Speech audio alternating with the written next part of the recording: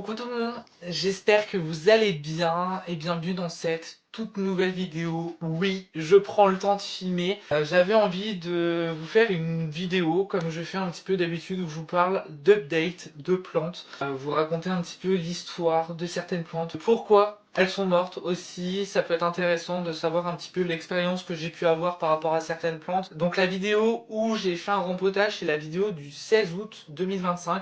Je vous la mettrai dans le petit i juste au-dessus et je vous la mettrai également en barre d'informations. Je vais vous parler de ça avant que je fasse des vidéos en format court pour rempoter, pour sauver des plantes. Parce qu'il y en a certaines qui font la tête. Je vous en avais déjà parlé très rapidement dans le plan de tour. Je vous le mettrai aussi en barre d'informations si ça vous intéresse. On va commencer sans plus tarder par une plante qui est morte, mais alors d'une façon phénoménale. Je ne pensais absolument pas dire ça un jour. Je ne sais pas si vous vous souvenez, j'avais une Monstera d'Anthony qui grimpait sur Twitter, donc franchement j'étais super content. Et puis à un moment donné je me suis dit bon bah elle s'essuyale un petit peu, je vais la bouturer. Donc je l'ai bouturée, j'ai fait des boutures de tronçons avec une feuille, donc c'est des boutures de feuilles. Au final elle est morte. En gros ce qui s'est passé c'est que j'ai voulu refaire un petit pot avec de la Monstera d'Anthony et je voulais la faire cascader comme on peut voir sur Instagram, peu importe le réseau social. Et je me suis dit bon bah c'est bien, ça va faire des grandes feuilles au début, puis ensuite ça cascadera et ça fera des plus petites feuilles. Et je crois qu'elle a jamais passé le stade de bouture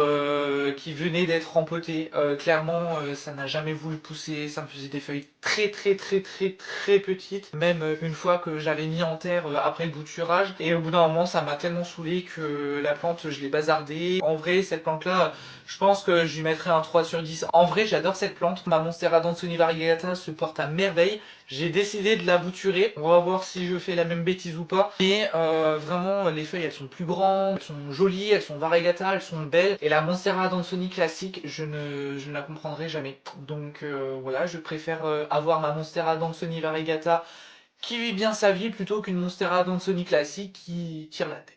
Voilà. Alors ensuite, j'avais rempoté une liane, je crois, de mon Epipremnum Pinatum Marble Variegata. Ça ressemble à un Cebu mais avec du Variegata. Donc j'avais fait une liane en me disant bon bah voilà, tu coupes un morceau et tout, et en fait tu la feras grimper sur le tuteur comme tu fais pour le Cebu ou pour d'autres plantes que je fais à la maison, pour essayer d'avoir des grandes feuilles. Et bah pour l'instant, elle est toujours au même stade quoi. C'est une plante qui est comme ceci, vraiment qui est très jolie. J'allais vous chercher le petit. Lui par contre il va aller sur tuteur, j'espère. Je vais attendre qu'il me fasse une liane entre 5 et 10 cm, histoire de pouvoir bien l'accrocher et bien le caler contre le tuteur. Et puis ensuite normalement je devrais avoir des petits trous comme ça. Vous voyez que celle-ci elle a des trous. S'il pousse aussi bien que le poteau c'est boubou, franchement ce serait vraiment top. Parce que c'est vrai que ça c'est une super belle plante. C'est une plante qui est stable, donc ça c'est quand même hyper cool quand on veut garder des variégations. Elle ne réverse pas complètement.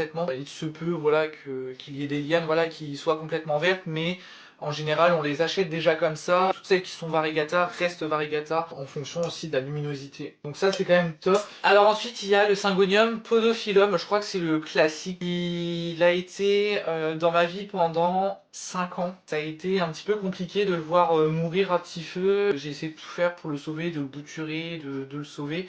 J'ai une petite bouture de l'époque qui est en eau, donc qui restera en eau et qui vit très bien en eau. La plante qui était en terre, elle est morte en 30 secondes chrono. Je l'avais rempotée et quelques jours après, elle était à la benne. Malheureusement, voilà, c'était fini pour elle. Sachant que c'est une plante qu'on m'a donnée, que quelqu'un de proche m'a donnée, et je voulais quand même la garder, même si elle n'était pas non plus extraordinaire, mais je voulais quand même la garder parce que c'était très sentimental. Donc forcément, ça m'a fait beaucoup de mal. Mais c'est comme ça, c'est la vie, c'est une plante. Voilà, j'ai toujours la toute petite plante en eau qui va très bien. Je vais aller vous la chercher. Donc la plante, elle est comme ça. Donc elle est en eau, je nettoie le gobelet de temps en temps. Je referai potentiellement peut-être une bouture. Je vais retenter, on verra bien. Et la plante en elle-même, alors elle est comme ça. Puis il me refait voilà, des petites feuilles par-ci par-là. Ça va peut-être vous paraître bête, mais je ne mets jamais d'engrais. Je fais que de changer l'eau. Et ça se passe très bien. Comme quoi des fois, tout se passe bien juste avec de l'eau. Mais je change quand même assez régulièrement l'eau parce que pour moi c'est quand même hyper important. Donc ça me fait des toutes petites feuilles, mais en soit c'est pas très grave. Les autres étaient quand même beaucoup plus jolies, mais vraiment c'est... J'aime bien comme ça, c'est très joli. Alors ensuite, j'ai le Syngonium Morito, qui n'est plus très Morito, hein. On voit qu'il a vraiment du mal. il a eu vraiment du mal, il est très vert en fait. Il y a juste deux trois feuilles comme ça qui sont plutôt jolies. Mais ça, c'est vraiment les anciennes qui étaient quand même plus Morito. Mais c'est vrai que là, ces derniers temps, il est pas très très Morito. Alors après, en soi, ça ne me dérange pas. Je préfère qu'il y ait beaucoup plus de vert que de blanc. Il est devant la télé, derrière mon Epipremium Pinatum Marble. Il vit quand même bien, mais c'est pas non plus sensationnel. J'aimerais bien qu'il soit quand même beaucoup plus étoffé. Et lui, par contre, il avait beaucoup de mouches de terreau dans son substrat. Alors ensuite, il y avait le Ficus Elastica, le Robusta, je crois. Lui, il est parti en bouturage. Ça fait pas très longtemps, mais par contre, je vois qu'il commence à y avoir une petite racine dans l'eau. Donc ça veut dire que c'est quand même prometteur. Je vais quand même pouvoir peut-être sauver cette plante-là. Je suis quand même hyper déçu. Parce qu'à la base, c'est une plante qui est hyper facile et je sais pas pourquoi, mais dans cette maison, j'ai l'impression qu'elle ne veut pas. Donc ce qui va se passer, c'est que dès qu'elle sera en pot, je la mettrai dans la chambre. Comme ça, il y aura le plus de luminosité. Parce que c'est vraiment la pièce où il y a le plus de lumière. J'espère en tout cas qu'elles vont se plaire, je croise les doigts. Alors ensuite, j'avais le Ficus Benjamina Anastasia. Donc c'était celui qui était vert et jaune, comme le Ficus Benjamina. Sauf qu'il avait du jaune sur les feuilles. Alors lui, il a perdu ses feuilles en 2-2. J'ai rien compris. J'ai même pas eu le temps de le voir venir. Un jour, je vais pouvoir arroser mes plantes.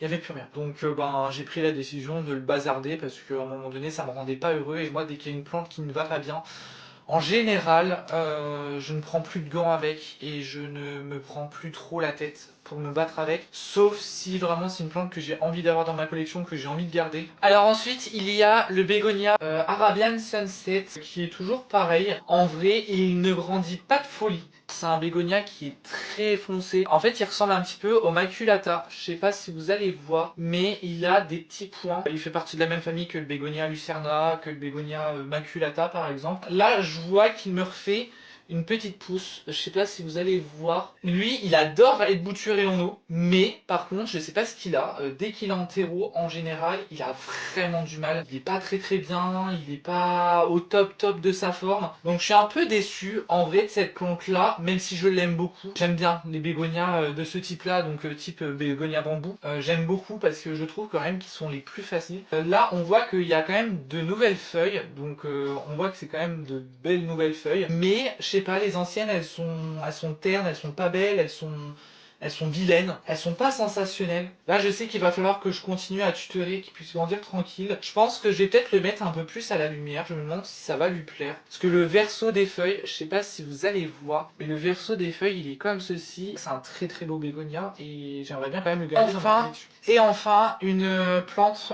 qui va aller direct en bouturage, je pense, cet après-midi pour moi, parce qu'on est dimanche aujourd'hui. Je n'ai même plus envie de vous présenter cette plante-là dans cet état-là. Je pense que ça sera vraiment la dernière fois. C'est mon philodendron Mikan. Je pense que vous l'avez vu dans mon plan de tour.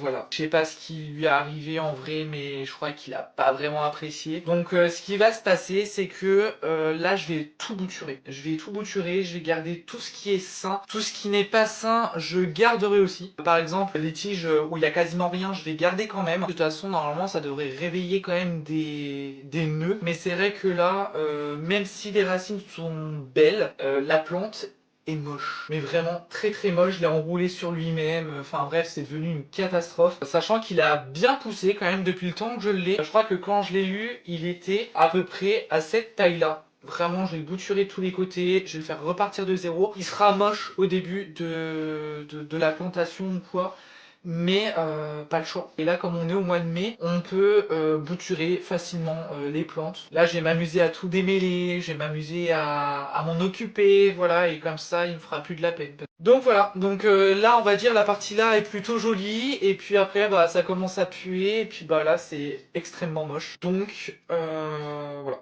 Il y a du beau attardé. Je pense que vous avez compris maintenant que je me suis pas trop attardé sur les plantes. Parce que voilà, vous les avez déjà vues dans plein de tours. Même il y en a certaines qui sont vraiment pas belles du tout. Donc je dis pas que j'ai pas envie de les montrer. Mais c'est juste que c'est un peu malaisant. De dire bah voilà, on est sur les réseaux, on monte des plantes. Il y a des fails aussi, c'est ok. C'est pas parfait. Donc c'est pour ça aussi que je vous fais des vidéos en format court. Pour des rempotages, pour du sauvetage. C'est aussi ça, le fait d'apprendre sur YouTube, de vous montrer que voilà, c'est pas forcément parfait chez tout le monde et que si c'est pas parfait chez vous, et ben c'est ok. Vous avez juste à faire les soins appropriés et c'est tout. Donc bref, j'espère en tout cas que cette vidéo vous a plu. En attendant la prochaine vidéo, je vous fais plein de gros bisous. Faites attention à vous, prenez soin de vous surtout.